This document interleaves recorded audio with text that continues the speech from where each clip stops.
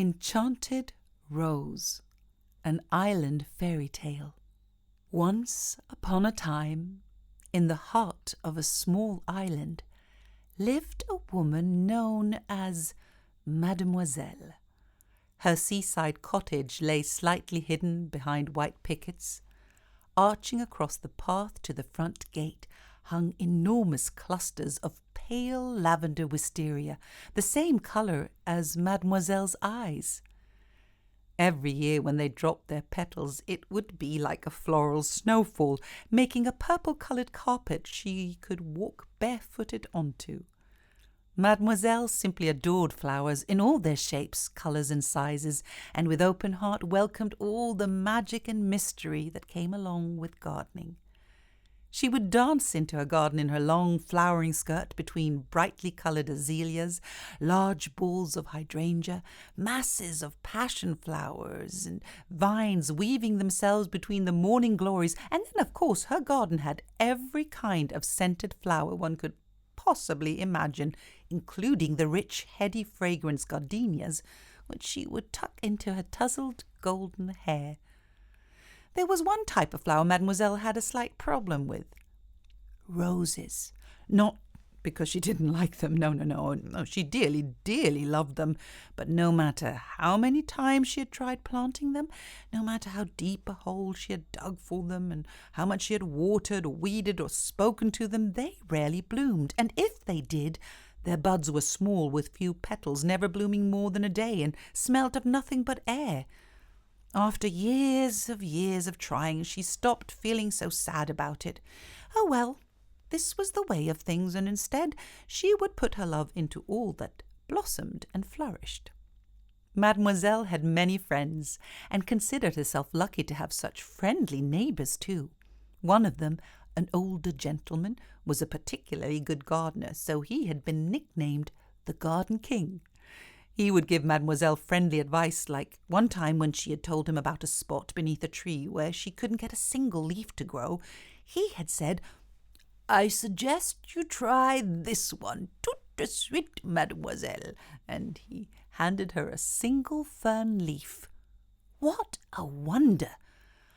Only days after, the fern leaf had started to grow and now covered the whole spot, and her ferns were actually amongst the many plants and blooms visitors would admire, especially those who swore they could see fairies dashing about hiding amongst them.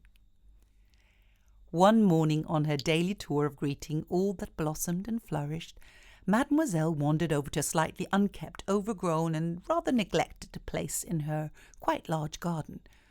Oh dear, she could feel the loneliness of that dark little corner. There was only one thing to do, cheer the place up, so she tucked in and started to clear the brambles with all their thorns, clip and snip, pull at the many thick vines and stubborn old roots. Slowly, a beautiful spot of earth revealed itself. Ah, now I can plant something here, she thought. Let me see, which flower is it to be? Well, if only I had more luck with roses. No. I know that's not a good idea. Well, how about an azalea, a fig tree? Surely the right plant will speak to me. But nothing really seemed to say anything. A few days later, she noticed a mysterious bundle wrapped in burlap sitting just inside her white picket fence. On it she found a card. "Dearest Mademoiselle, as your neighbours across the street in the pale blue house with the tiny attic window, we noticed the fine clearing you made in the corner of your garden. Well, we believe this rose bush would be just right for your new space." Mademoiselle was honoured to have received such a generous gift, but also a bit concerned, for no rose had, after all, truly ever bloomed for her. When she picked the little bush up, it began to quiver and shake, as if it were speaking to her. Well, I better prepare the space for the small rose bush in the new corner. She dug a large hole, filled the hole with a pool of cool water, then reassured it, whispering to it as she spread the roots into the freshly dug hole, patted, tapped, and lovingly pressed the soil around the rose bush. She was rather pleased to see that within just a few days, new leaves, so intensely green they seemed almost purple in hue, were growing. Then one morning she discovered a tiny bud. Day by day it grew, though it still refused to open. Perhaps her luck with roses wouldn't completely change after all. Mademoiselle watched and waited, appreciating that it had made it this far.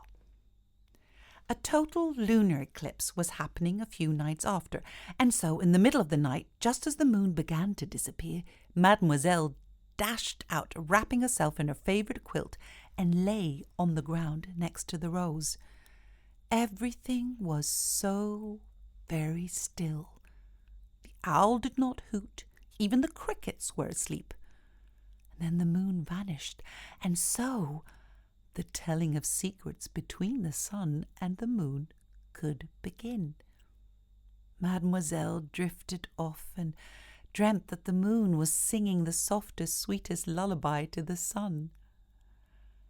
When she opened her eyes, she saw a sliver of the moon casting light into the sky, and as she folded the quilt ready to go back inside, looked at the rose bush to say good night, and was astounded.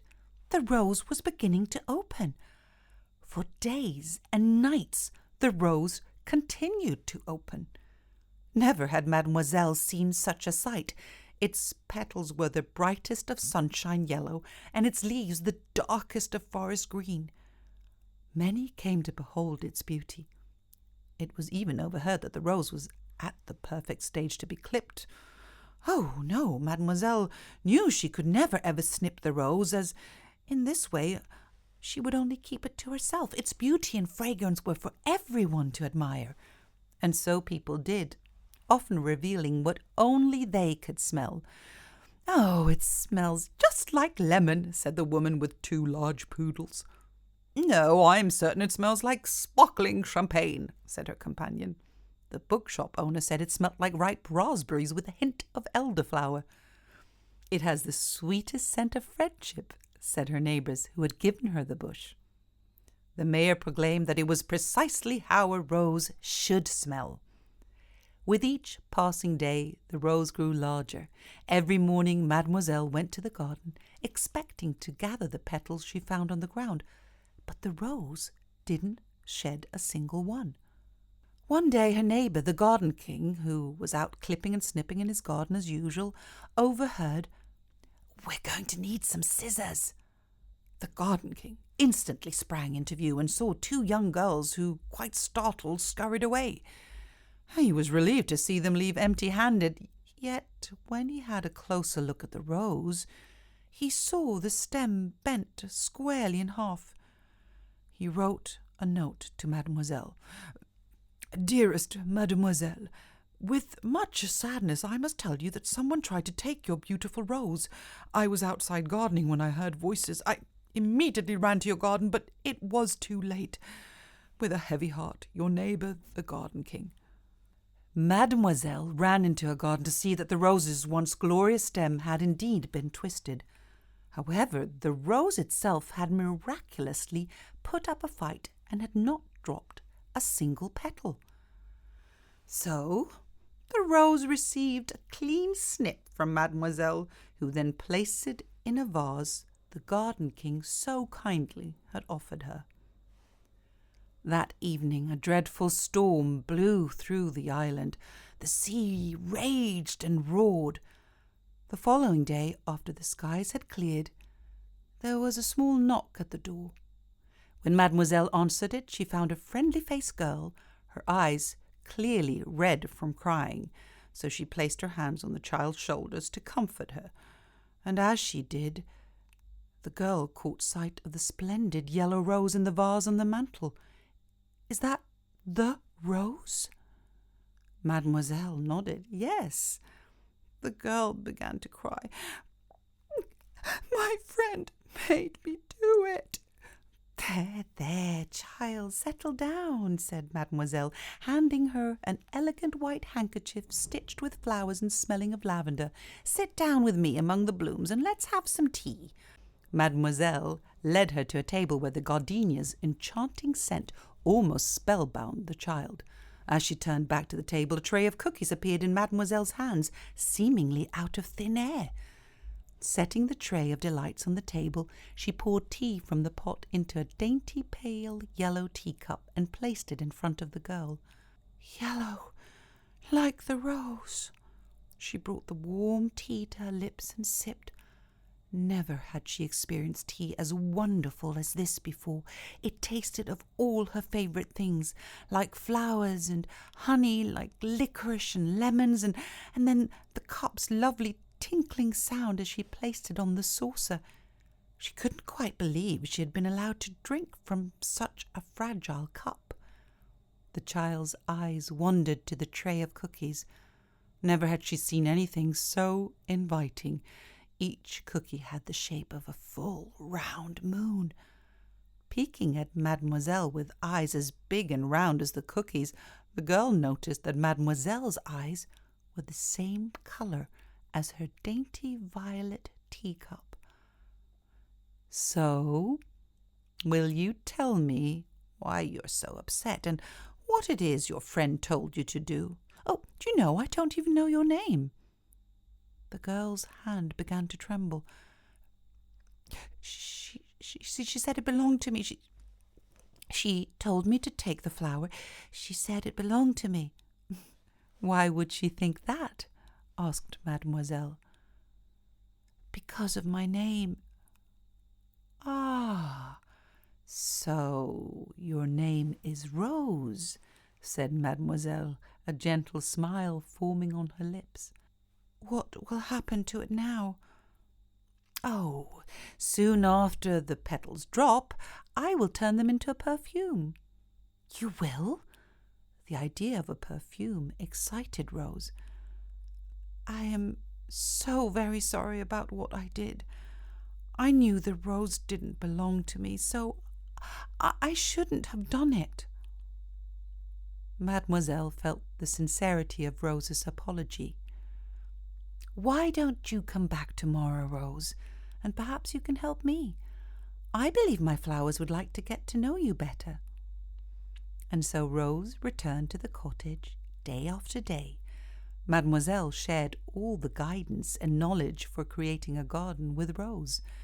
Rose learned how to nurture plants with water and good soil, which plants loved sunshine and which preferred the shade. When could a weed be effortlessly plucked?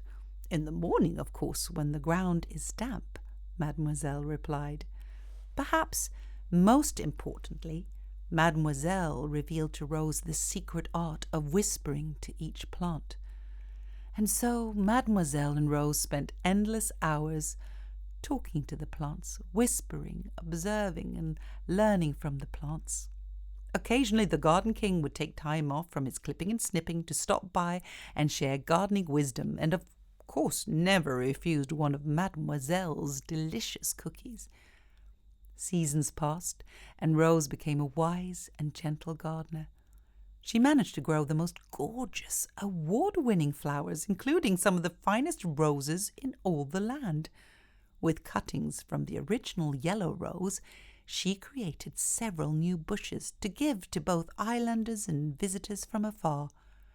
Rose and her blooms became loved and adored around the world, making Mademoiselle so very, very, very happy and proud.